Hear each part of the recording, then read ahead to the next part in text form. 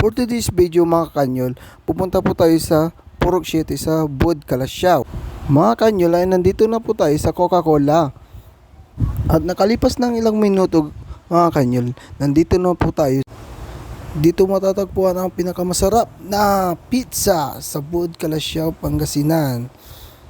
At nandito na po tayo sa Boboy's Kalasyaw, Pangasinan. Malapit lang po dito sa 7-Eleven mga kanyol. At ilang minuto mga kanyol ay pumasok na po kami.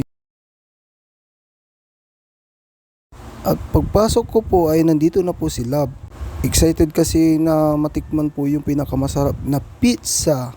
Dito lang yan sa Bud Kalasyaw, Pangasinan. Hindi lang pizza mga kanyol, burger din siya mga kanyol.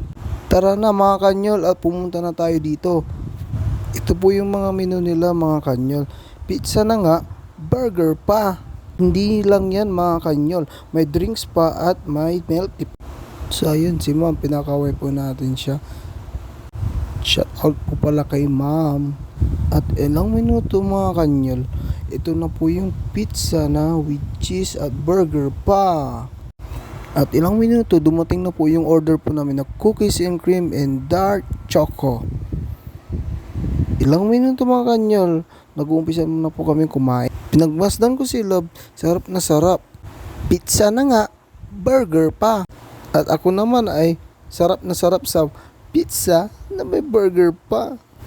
So part na yan mga kanyol, sarap na sarap talaga ako. Hindi ko mapigilan na kumain talaga.